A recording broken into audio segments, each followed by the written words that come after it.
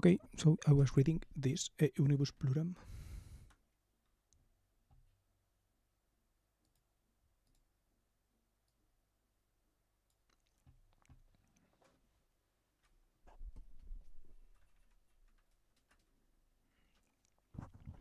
And the I was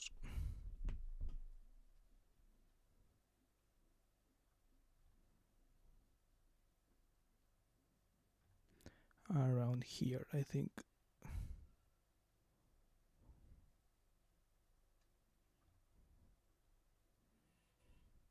Here. In fact, it's in the US arts, particularly in certain strands of contemporary. Hello, how's it going? I'm going to read an essay. I mean, this is pretty boring, and I'm not reading everything out loud. Plus, I've already started in media res. So yeah, how's it going?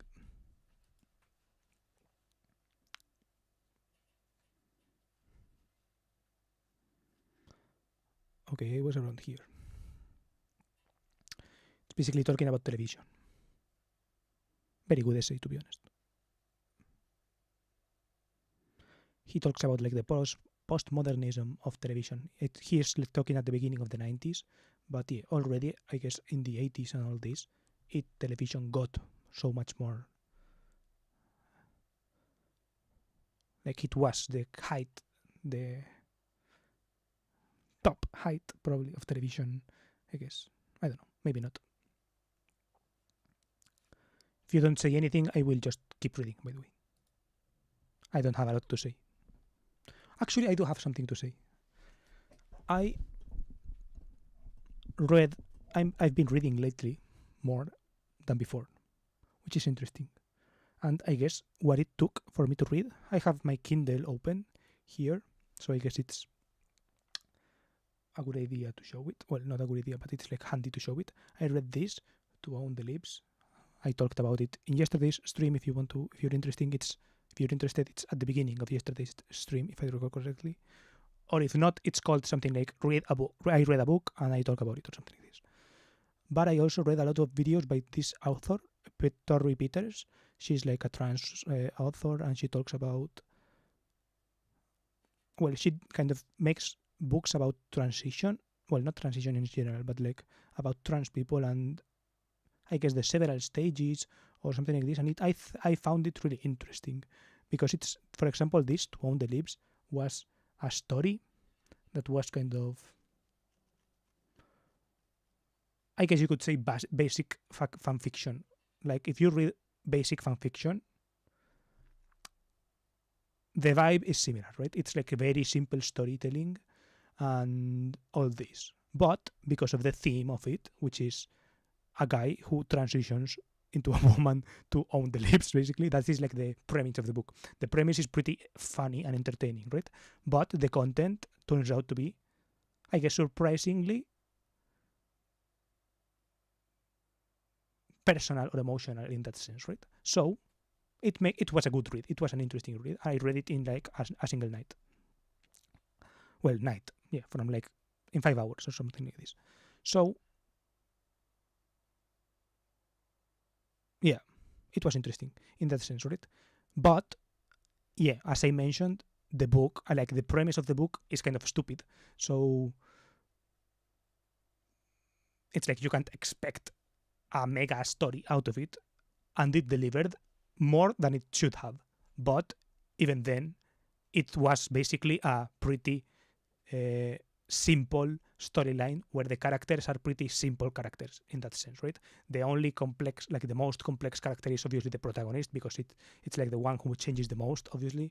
Like this cover is basically through that strange premise that she's a girl. But you can like predict that the second you read the first chapter, you can predict that is going to happen, right?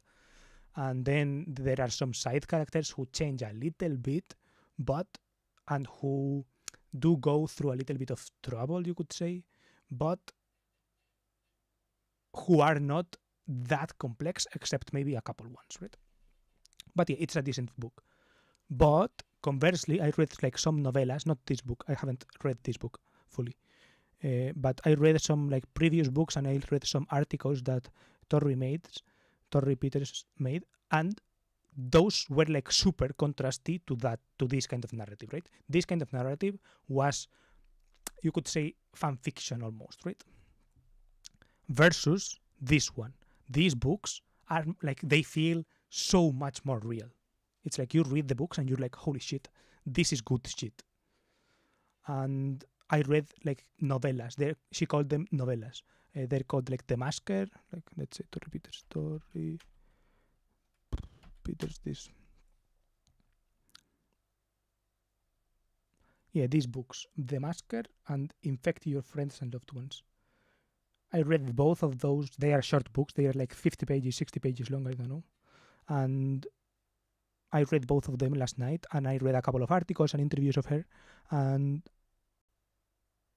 you just feel the realness on these, right? They are like, this is obviously not real in the sense that it's literally science fiction in a way. It's about kind of being infected, like a trans girl releases some kind of virus that makes everyone required to use her hormones, right? But you can see how that is already an interesting plot point, right? And an interesting, you could say, topic of making a book. And yeah, it's a good book. Well, booklet, I guess, novella, she calls it. So, and other articles call it novella. So yeah, they are good in that sense. And I liked it. And this one, The Masker, is about a different kind of thing. It's a different type of story. But yeah, in all of these, you can tell that the characters are like, they are way more real, right? It's like the other book, like, it's like no one does that, right? Well, I guess the funny thing is that some people apparently do kind of do that. Like, some people, like, there are some people who do like the thing that basically, like, there is a lot of denial in transition and all of this, right? So there are people who deny it to themselves until, but go through the motions like the character in this book does. And that, in a sense, is real. But obviously, the situations pictured and the support of that the character gets and all of this is like, feels too easy, right? It feels like the book is on easy mode and like the characters were not like developed in a real way, except of a couple. Meanwhile, that other book, like, the situations are much more real, right? Even if the book is not literally based on like a real story, you can tell that there is realness, right? You can see the realness. And yeah, I liked her writing because of that. And I read some articles that interviewed her, and she was like trans women are depicted as like, it's like impossible to depict trans women as like flawed human beings, blah blah blah. And like, she does that well. She like depicts them as flawed human beings, as complex people with like different type of things, right? And also,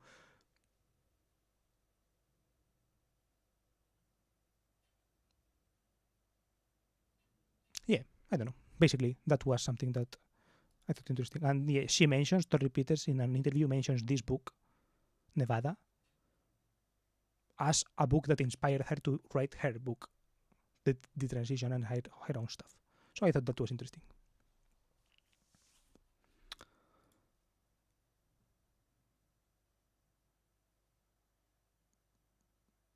And for example, like, I look at this, this is my Amazon Kindle shop or whatever. Like, these are all books I have bought. Actually, no, I have not bought this. No, I think, yeah, I have not bought these ones. All of the rest I bought, except this one, that this was like some Amazon thing. Okay, bye. Okay, but what did I want to say? Okay, this book, Dysphoria Mundi.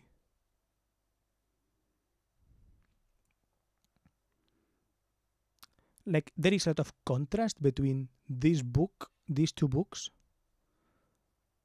and this one. For example, this book is like, I guess, some feminist, leftist type thing that is strange, right? This book is like strange. It's some kind of I don't even know how to define it. This is from a trans man, and he's a philosopher, right? So it's like explaining some kind of philosophical type shit, but mixing a lot of political type shit, right? So this is a fucking mess of a book. For example, I haven't finished it, but yeah, this is basically just a strange ass rant on like abstract shit, right? Meanwhile, these books are like narrative things, so they are like much more enjoyable, you could say.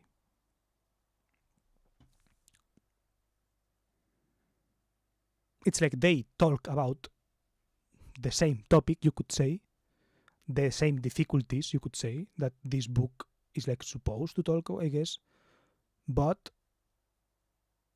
because this book is centered in this kind of queer ideology, you could say this is a very queer ideology type book, right?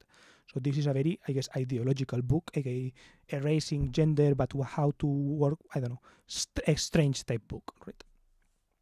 Meanwhile, these are like real shit. This is like real shit of how gender works in real life, you could say, right? Or this one is like maybe not in real life, but there are like some brush strokes of how gender works in real life and all of this, right? Like there is realness in both of them, and I don't want to say that there is not realness in this one, but this book is like less accessible, I would say, and it's like way more boring and repetitive in the topics, because I don't know, in this book, like he literally says this word. It's like heteropatriarchy, right? This is like a two word compound, hetero and patriarchy, more or less. He uses a fucking, it's like literally 8 words to say, I guess, a similar concept, right? And he repeats it like constantly. It's so fucking annoying. Let's see if I can find it. I don't know if this is legal, by the way. I'm streaming a book. Yeah, I got to like 18%, page 94. Yeah, these fucking things, right? Petrosexual racial capitalism, racial technopatriarchy, pharmacopornographic capitalism, and pharmacopornographic and cybernetic capitalism, as well as technopatria. And the whole book is like this. It's like every page has some shit like this, bro. It's so fucking annoying. This book is unreadable. Literally, it's unreadable. But it's funny because it's funny. I don't know. These things are funny, but holy fuck, this book is like unreadable. Meanwhile, these other books are like way more, I don't know, readable, right?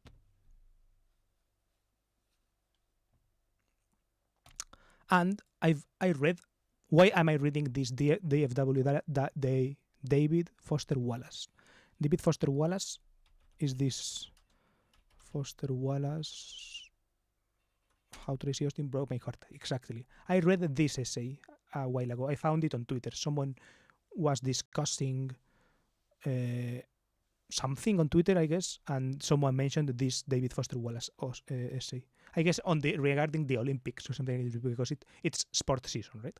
So people are talking about sports and about sports coverage and how sport histories are told.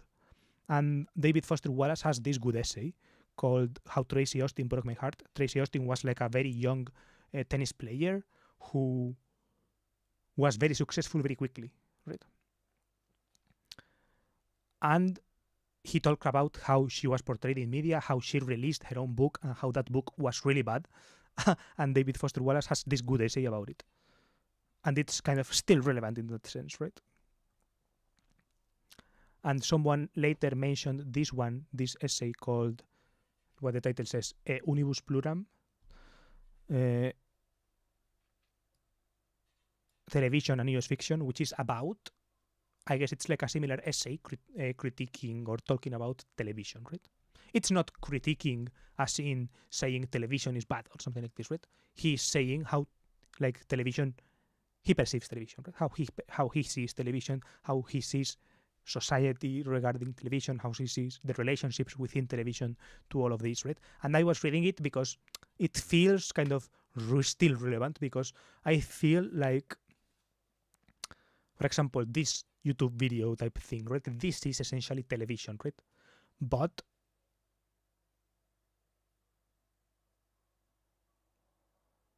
different. I don't know. It's like basically television still.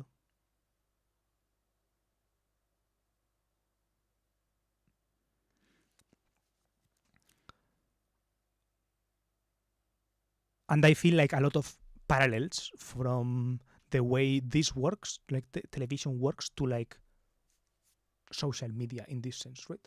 But maybe with some different, I guess, amplitude, let's say, right? Where the strength of the relationship is different, right? It's like, yeah, he talks about voyeurism, right? About writers being voyeurs, fiction writers, like the writers as a person, like a writer as a person is a person who essentially observes the world and puts it into writing. That is the job, right? So he has to see situations from the outside sometimes. I don't know. So it's kind of creepy. But essentially everyone right now, like, it's like he talks about how writers seeing television are essentially kind of, now they are like less creepy, but they are not watching the real thing, right? They are not actually watching people doing things, but they are watching these fictionalized TV shows about people doing things, right? For example, when I watch True Detective Season 1, very good show, I am not watching a real detective in Louisiana, right? I am watching Matthew McConaughey portraying, playing the character of a detective in Louisiana, right? But I feel it as if it's like some real fucking shit, right? The character is not real, I guess, right? Like it is no person called True Detective Season 1.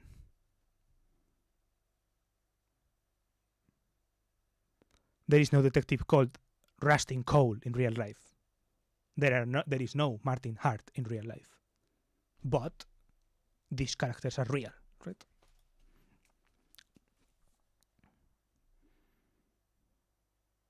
And yeah. And there is like this whole thing, right? There is this kind of relationship between the audience who just watches because you don't, like, they don't talk to you, right? It's like you just watch them do their thing. But Rust Cole will never say anything to me, right? But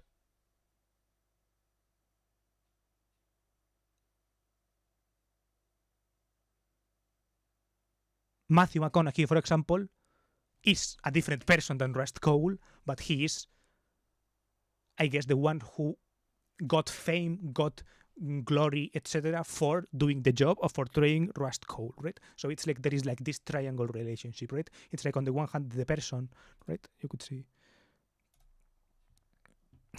banger image. Archivo nuevo.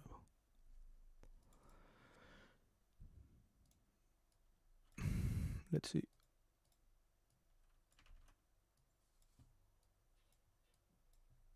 Like this is Rust. This is Matthew, and this is us, the people who watch them, right? This relationship and this relationship both exist, but they are different, right? It's like he is not real, so there is nothing to, like, he can't say anything back to us or whatever, right? He is real, but we kind of pedestalize him and put him in a different category of us, right? He is a celebrity, therefore, and this is like the thing that is changing with the, like, respective to with the present, right? This is kind of what fiction writing, what the 1990s and now have as difference is kind of this arrow, right? I think there is, like, now what we are seeing, this thing, this kind of arrow pointing back. Now these fucking celebrities and all this kind of can write back. They can make threads on Twitter. They can make Instagram stories responding to questions that the audience asks them. They can reply to comments. Right? Now this is changing, but yeah. But still, there is still this element of celebrity culture. They are still pedestalized. They still gain material gains for playing essentially that, right?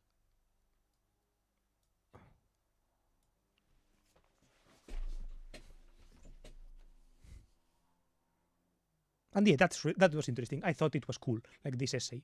I thought it was interesting, and I was thinking, when I think of this, I think of YouTube, for example, right? I think of because he talks about television. He repeats this thing constantly, 6 hours a day. He says something related to the 6 hours a day of television that he watches or that the average American watches, right? And in my case, I don't watch 6 hours of television a day, but I probably watch like 6 hours of YouTube a day, right? So YouTube is my television in this case.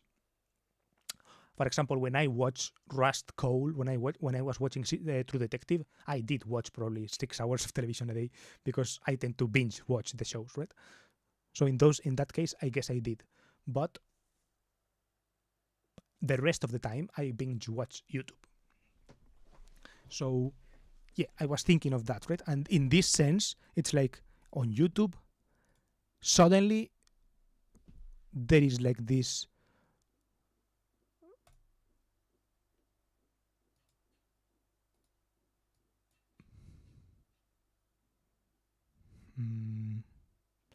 let's say 1600. Oops. Imagen, tamaño del lienzo 1200. On YouTube now there is just this, right? Because technically there is now no character. Maybe there is, I don't know.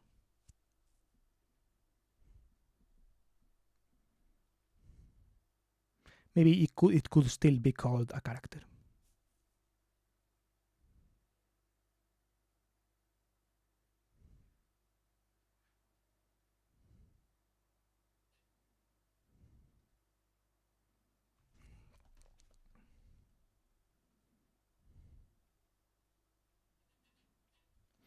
Are you still here, by the way?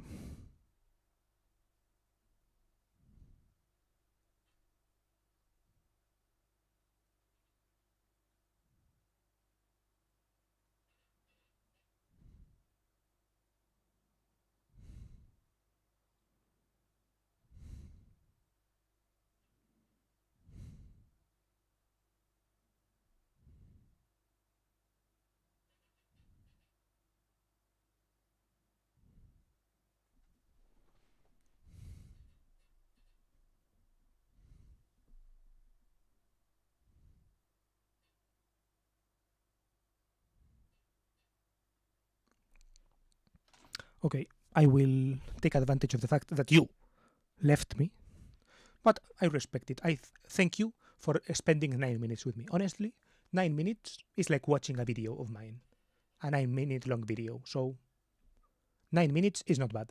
I respect you for having been here 9 minutes with me. That is respectable. And welcome back, whoever is here. I'm not sure. Are you the same person who was here or not? If you are, say hi in the comments. By the way, I always ask this question to the person who are watching. Well, the person who is watching, because generally there's usually like only one person, or like one new person gets added or something like this. So I ask, where are you from? What car do you drive? Or like, what is your dream car? Or both, right? And oh yeah, what's your lore? Lore written like this, lore, folklore, lore. Like, what's your lore? Because there are some people who are like, oh, sometimes I make like programming streams, right? I write my website and that attracts programmers or something like that. So they ask, oh yeah, I'm a software engineer for like X years, or yeah, I work in this place, right? Or like I write in this language, like that is their lore in that context. But yeah, I like to ask the open question like that, just in case someone gives me, yeah, oh yeah, I'm a student, blah, blah, blah. Or like, oh yeah, I am blah, blah, blah, right? I don't know. Whatever you think of your own lore.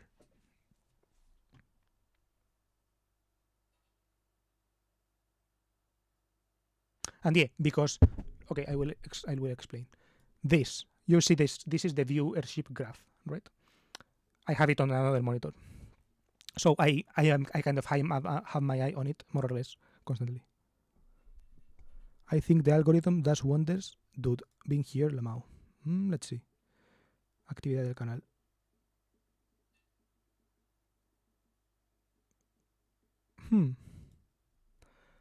So maybe you've been watching but haven't written anything.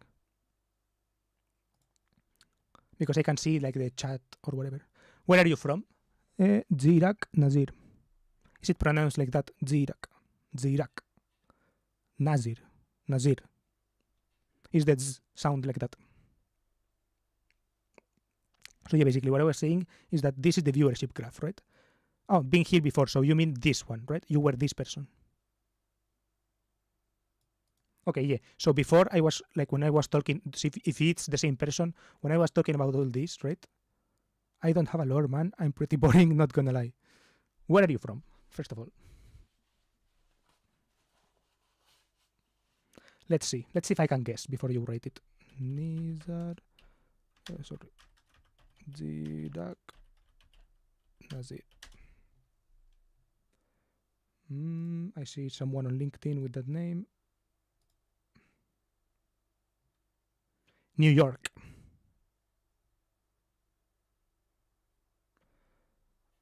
Kandahar. Where is Kandahar? Kandahar University, Afghanistan. Holy shit. So it sounds like an Afghani name. Holy fuck! If that is boring, being for Afghanistan doesn't sound boring, I guess.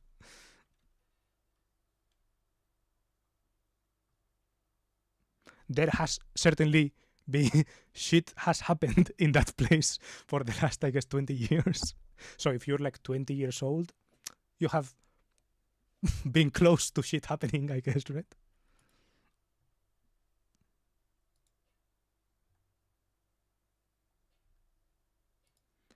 Okay, high school student studying in international school, Yanbu, Saudi Arabia. So it could be just like a general name. Pretty much. Was I right about Afghanistan? I mean, there has been a change of government, let's say, in the last like 3 years, right? If I'm not mistaken. A certain group was in power and then a different one with different beliefs, let's say. I don't know what your perspective on it is. But also, I have someone from Pakistan who is more or less regular on the stream, and yeah, there are some things he won't talk about because he says things like, I literally can't say these things. So if you can't say things, I won't force you to say anything. But yeah, in what context did he say this?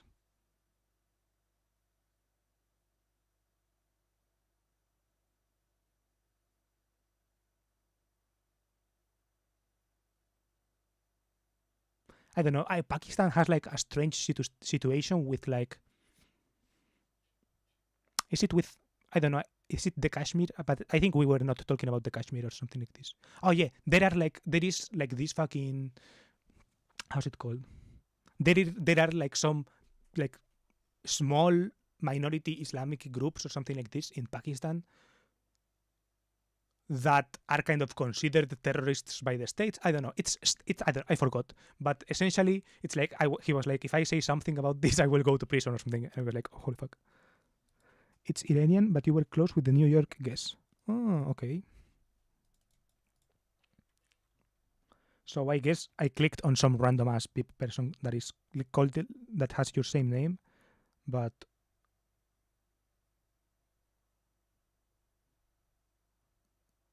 but with Afghani origin. So you're from Iran.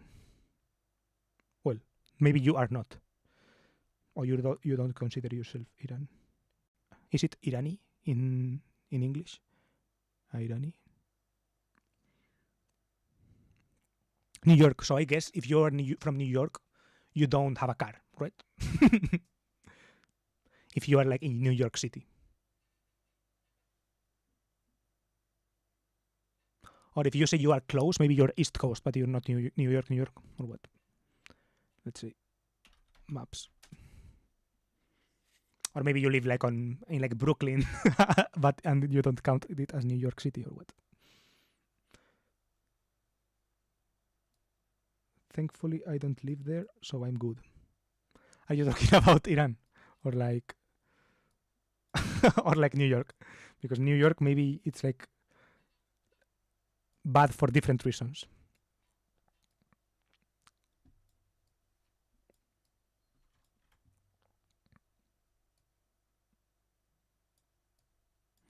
Look, I'd love to go to New York. I have a lot of markets that places I want to go to.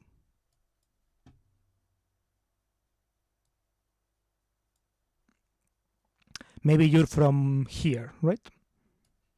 From Hoboken, from New Jersey, because technically this is New Jersey, right?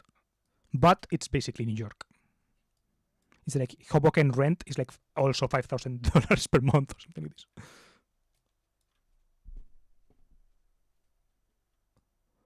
Granted, when I was looking at these kind of rents, I was always looking at like these type of things, at like Hudson River, yeah, this kind of thing, River Street type shit. Things that have where you can see Manhattan.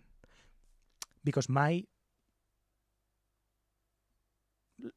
what I thought at one point was like, seeing Manhattan has to be better in a way than being in Manhattan, right? Because the view is dope.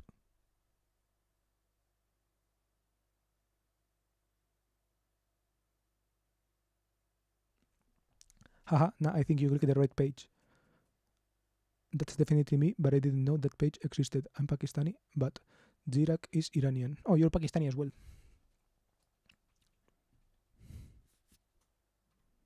So you're Pakistani with Irani family. No, the thing that I clicked was he was from Afghanistan. He was not from Pakistan.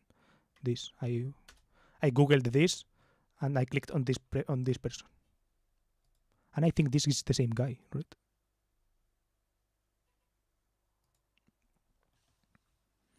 And he says that he's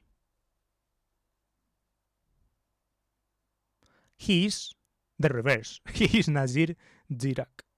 Though. Yeah, I did this and I looked at here, Kandahar, and I just googled Kandahar.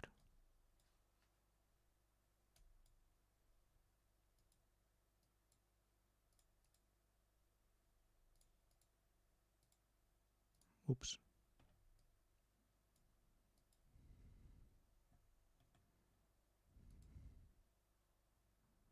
Or is this like literally this is you? Let's see. I didn't scroll to the bottom. Maybe it's like Kandahar. No, he seems like he's from Kandahar.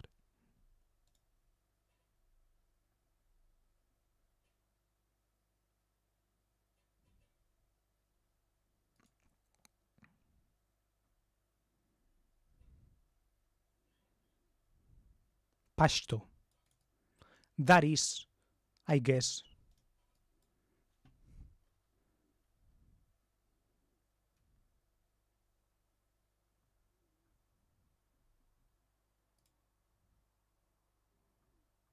what is the map? Okay, I knew that. I knew that in Pakistan there were some Pashto people as well.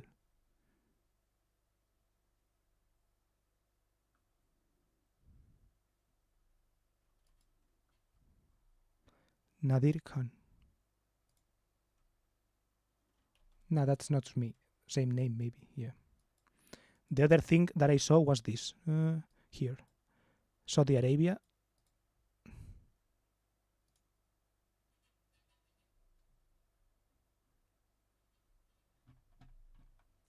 I don't know, seems like you have some lore, I guess, right?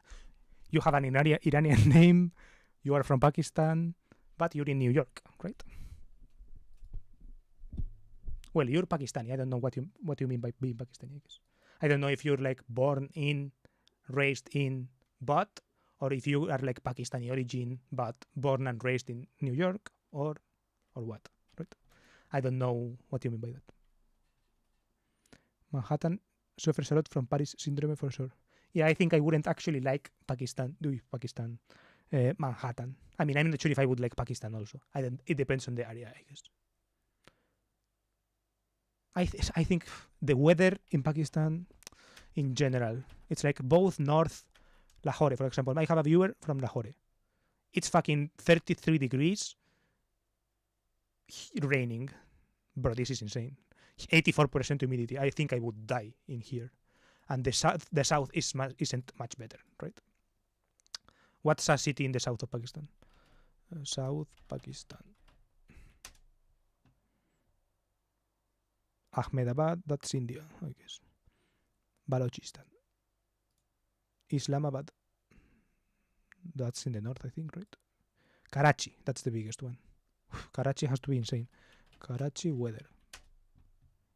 77 humidity, 29 degrees. Tough.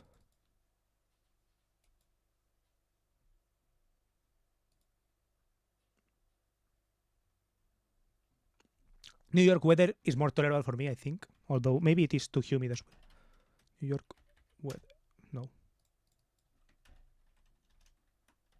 I wouldn't like the weed. I think places that have a lot of weed smell disgust me a little bit. New York. And I know that New York apparently smells like weed everywhere.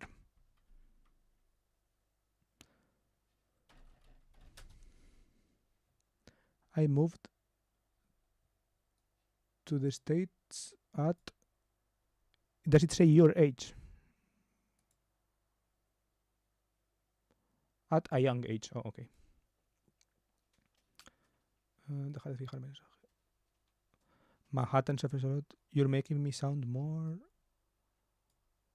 interesting than I actually am. Haha. I don't know. I think it's interesting where people are from and all of this, right? I think people who are like us, I guess, from other place, don't like the question, right? It's like when people ask you, where are you from, right? It's usually in bad faith, right? People aren't like, oh, where are you from? Like in a, oh, cool. They are like, where are you from? Get out of my country, right? But I guess that's why I like to ask it in a good way, right? It's like, oh, where are you from? No, but like really, right? But instead of like, but really in a bad way, it's like, but really in a good way, right?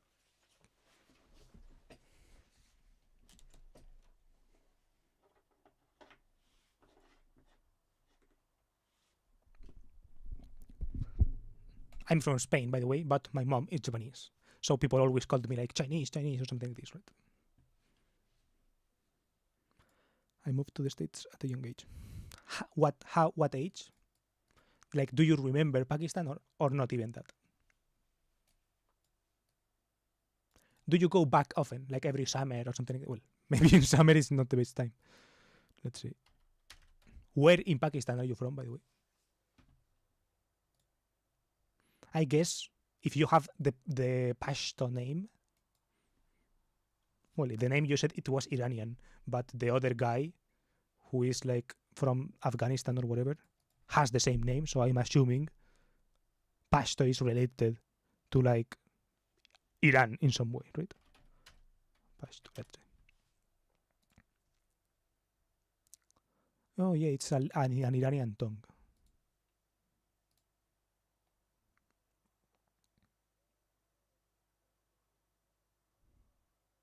Where the fuck is Iran actually? I literally don't know where Iran is. Because the other day, for example, I was like reading something and about this area, right? About Iran actually. And they said something like they mentioned Georgia, right? Yeah. No, Azerbaijan. And it's literally Azerbaijan is bordering Iran on the south, right? Which is interesting. Iraq. Okay, and then Iran like goes all the way back to Pakistan, and to Afghanistan over there. Oh, interesting. And it has Turkey at the left.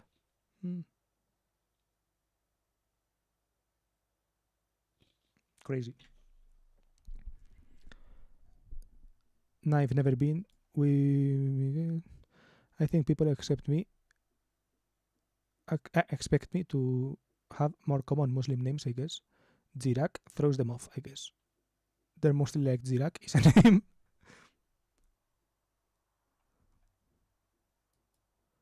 Do you think this guy, this random guy, is called? It's like, do you think he has your name, or do you think he has your surname as a name, and he has like your surname as his name?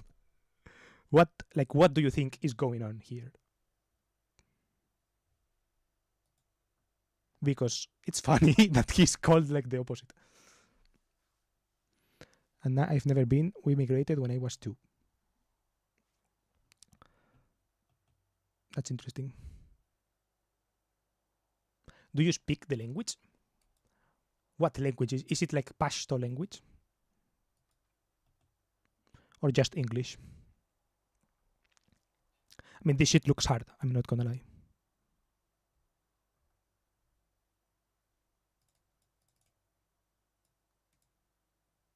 Te veo. I mean, I know.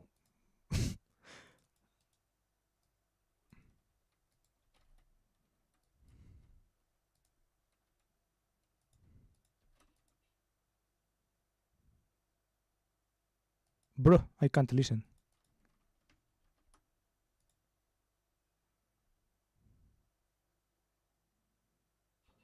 Zota Winem or something like that, I guess. I think maybe he had quirky parents as well who wanted their child to have unique name.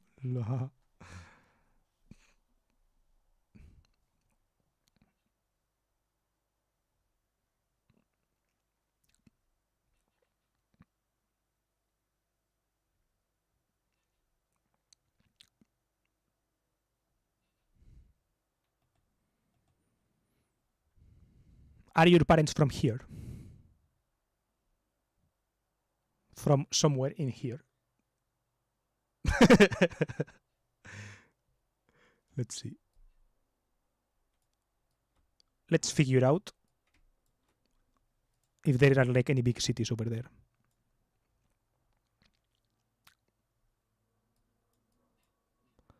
Pakistan. Yeah, no fucking shot. These are like the fucking mountains. Peshawar, okay. Peshawar is like the fucking...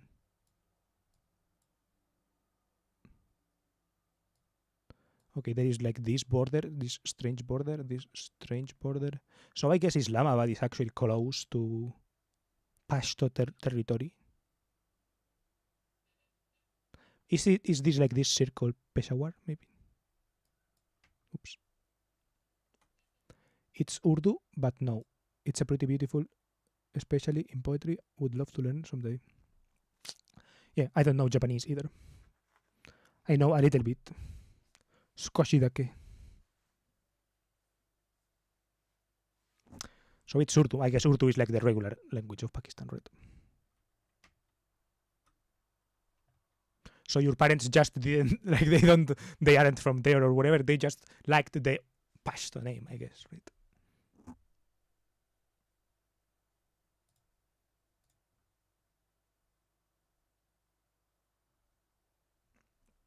Let's see. Zirak name.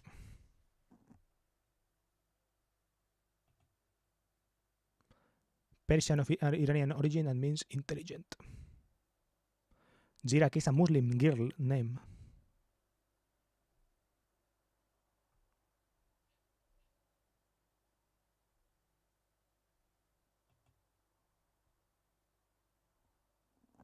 It's a girl name. Interesting. Just quirky parents. They aren't even from the region. My mom is half Georgian. Georgian from Georgia, the country, right? I was watching videos about Georgia the other day. Yesterday, basically. Because I follow a Russian girl who, because of Russia things, had to move to Georgia. And it was interesting. Also, I have a friend who trades cryptocurrency and all that, so he liked Georgia because there are like zero taxes on cryptocurrency, or like at least some years there were like zero taxes. Yeah, I heard it's unisex. Interesting. Bismillahirrahman.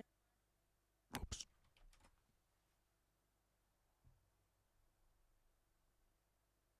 बिस्मिल्लाहिर्रहमानिर्रहीम। अस्सलामुअलैकुम दोस्तों, आज की video का मौजू है ज़ीरक नाम का मतलब, लकी नंबर, लकी दिन, लकी रंग, लकी पत्थर और दीगर दिलचस्प मालूमात। वीडियो शुरू करने से पहले अमल इन्फो टीवी को सब्सक्राइब करें और बेल आइकन पे क्लिक करें। नाम ज़ीरक, मानी ज़ीरक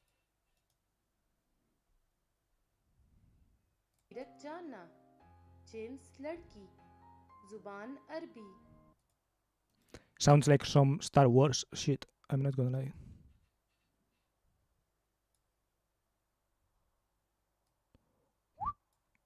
Traducir.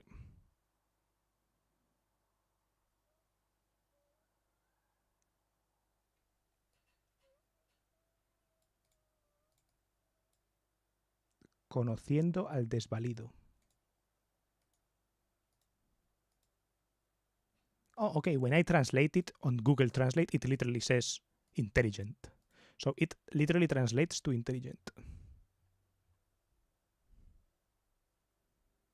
I like that name. If I used to think I would have children and all this, and if I had a girl, I would have named her Sophia, because it means kind of intelligence and all this. English. Knowing the underdog. Apparently that's kind of the meaning of the name. मज़हब मुस्लिम, Lucky number 1. Just in case you... What an unnecessarily long intro. Lol. Yeah. Subscribe, hit the bell. By the way, you can subscribe and hit the bell, blah, blah, blah. Also too. Leave a comment. Traducir.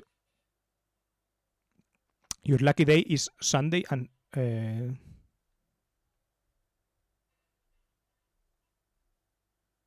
English.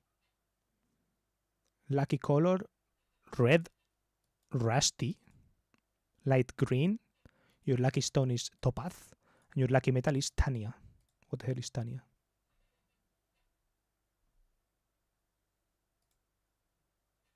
Tanya. War Mangal, lucky रंग सुर्ख जंगनुमा हल्का सब्ज, lucky पत्थर Pahraj, lucky धातें तांबा। Taba.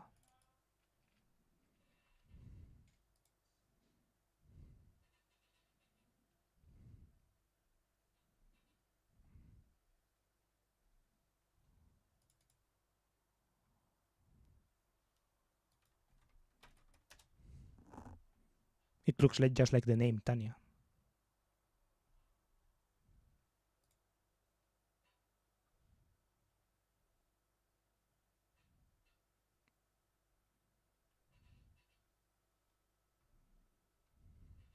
What the hell? How is it a lucky metal?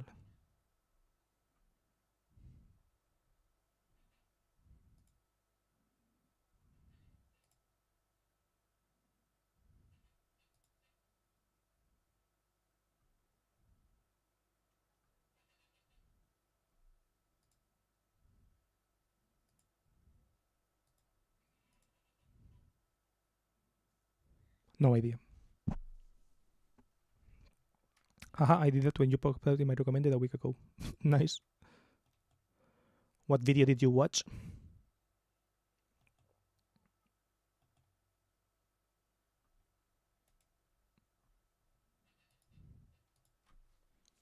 A week ago.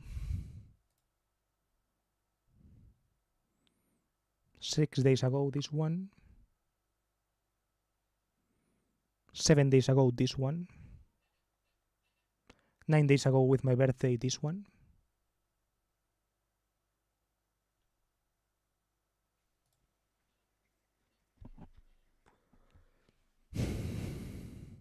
Five views. I thought this would get more. I guess I was wrong. I think the thumbnail is funny.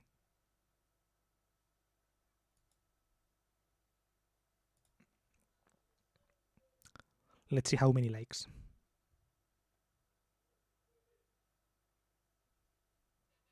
0 comments, 0 likes. 1 dislike. Someone disliked this video. What the fuck?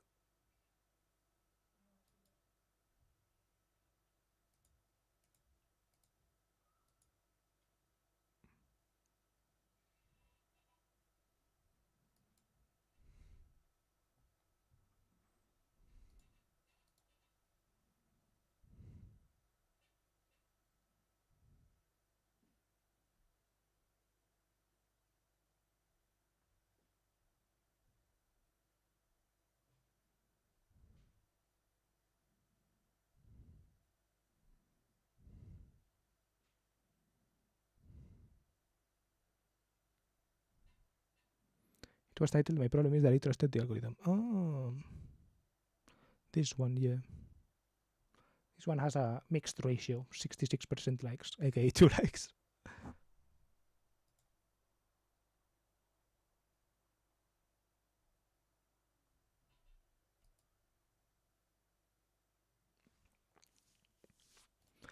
Look. Are you one of these people? 9% of people finish the video.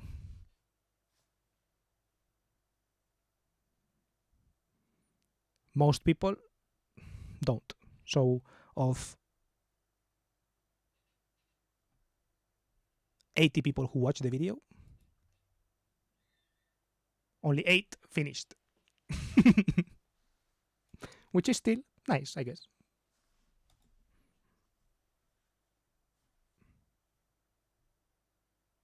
One subscriber.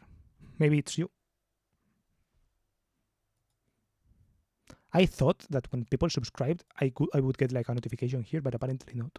I don't know.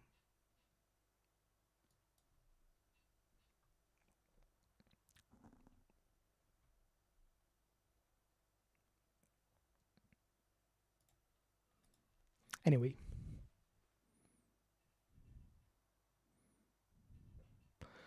Thank you for being here. I'm going to end stream now. I usually end stream at this hour. So yeah, thank you for being here and goodbye.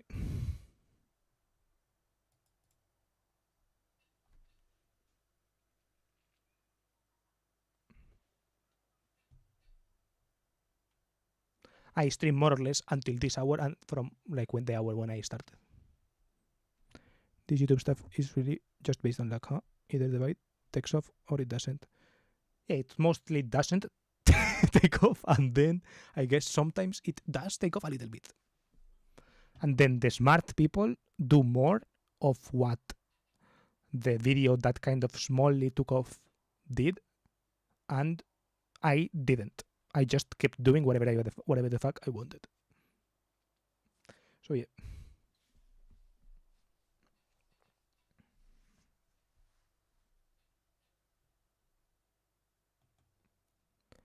So yeah, thank you for being here. Bye bye.